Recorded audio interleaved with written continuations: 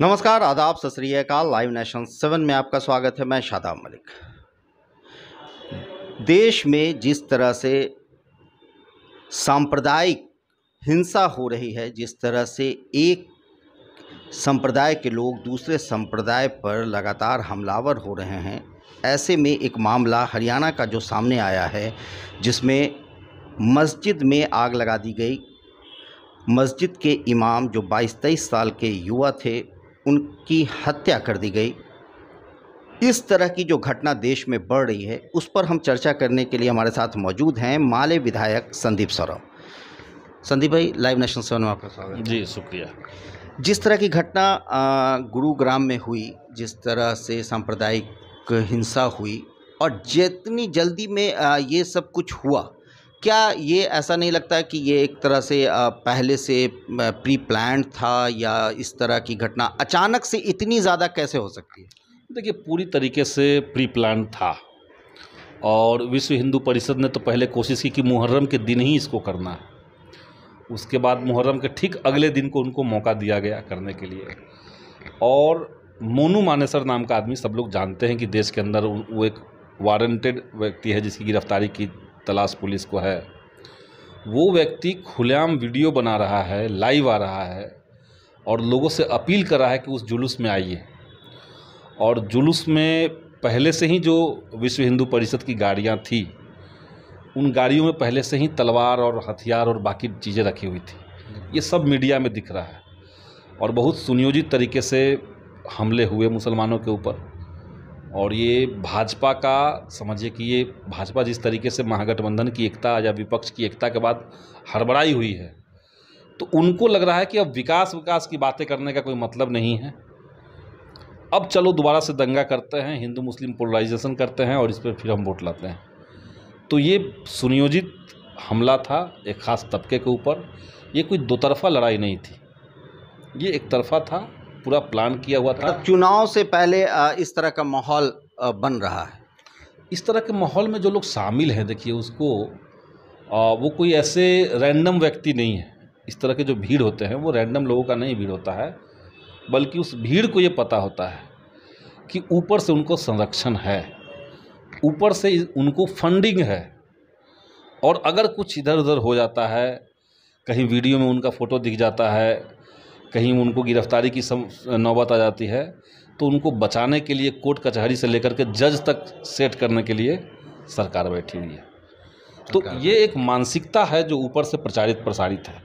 उसी से ठीक एक दिन पहले वाला घटना आप देखे होंगे, ये जो मुंबई से जो जयपुर ट्रेन आरपीएफ का सिपाही, तो आरपीएफ का एक सिपाही जिसकी जिम्मेदारी है कि वो यात्रियों की रक्षा करे, अचानक से उसको लगता है कि हिंदुस्तान में रहना है तो योगी मोदी को वोट करना होगा, और चूंकि तुम मुसलमान दिख रहे हो तो तुम वोट नहीं करते होगे, इसलिए तुमको जिंदा रहने का अधिकार नहीं है। गोली मार देता है, 3 लोगों को गोली मार देता है। अब आप देखिए कि इसके बाद जो इसके डिफेंस में जो लोग तर्क दे रहे हैं कि भाई वो तो मानसिक रूप से विक्षिप्त व्यक्ति था, फिर वो पुलिस में क्या कर तो पुलिस में क्या कर रहा था वो तो एक बात है, लेकिन सबसे बड़ी बात है कि ये जो नफरत की आंधी भाजपा आरएसएस ने अपने प्रचार तंत्र के माध्यम से, गोदी मीडिया के माध्यम से चलाया, तो वो मानसिक रूप से एक विक्षिप्त व्यक्ति के दिमाग में भी ये बात डाल दिया कि अगर कोई मुसलमान दिखता है तो वो देश के लिए अच्छा नहीं, उसकी हत्या कर दो।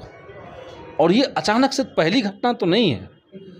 जब देश का प्रधानमंत्री खुद ही कह रहा है कि हम दंगाइयों को कपड़ा से पहचानते हैं, जब देश का गृह मंत्री दिल्ली चुनाव में कह रहा होता है कि आप यहाँ बटन दबाइए और करंट लगना चाहिए शाहीन बाग के लोगों को, तो आप तो एक खास लोगों के प्रति नफरत लगातार भड़का रहे हैं। और जैसा कि देश के गद्दारों को गोली मारो ... को जब आप कह रहे हैं, मंच से नारा लगवा रहे हैं, तो आप तो खुलेआम गोली मारने का आह्वान करवा रहे हैं। और उन्हें एक महत्वपूर्ण मंत्रालय दिया जा रहा है। वो मंत्री है, केंद्रीय मंत्री है अभी।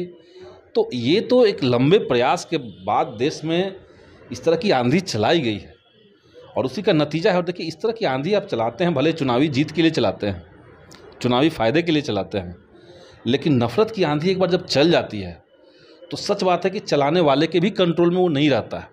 हाँ, ये तो होता ही है, कोई भी चीज़ जब आउट ऑफ कंट्रोल हो। ये बीजेपी ने जो किया है उसका खामियाजा तो पूरा देश भुगत रहा है, लेकिन ये भी संभव है कि कभी कोई भाजपा का नेता भी उसका खामियाजा भुगत ले।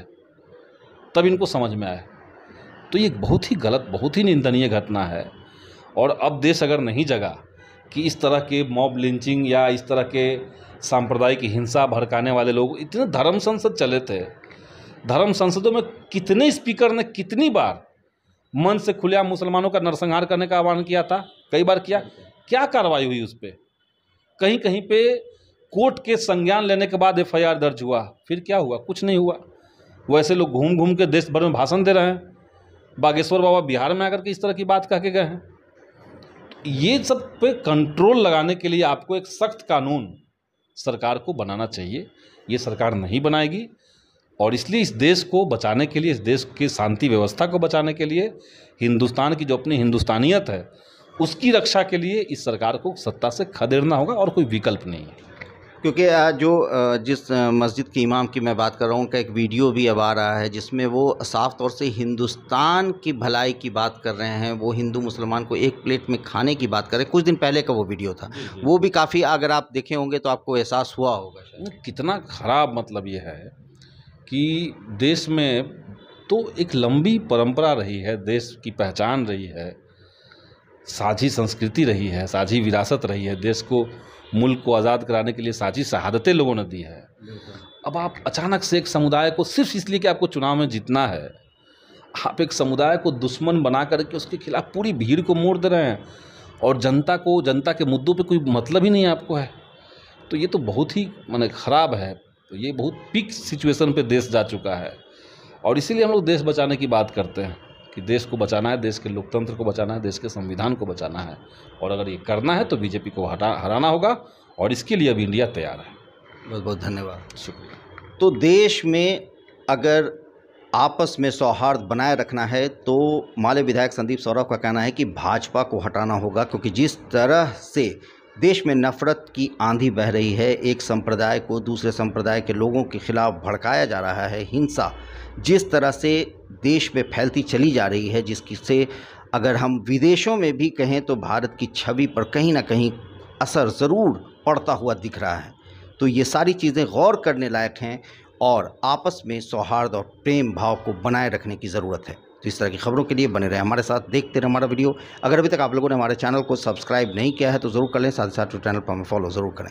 धन्यवाद।